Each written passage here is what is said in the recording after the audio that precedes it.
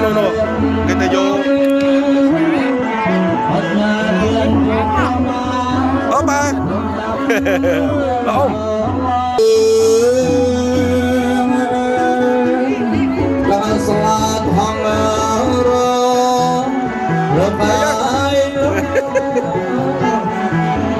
Dạ, sao con cái lo?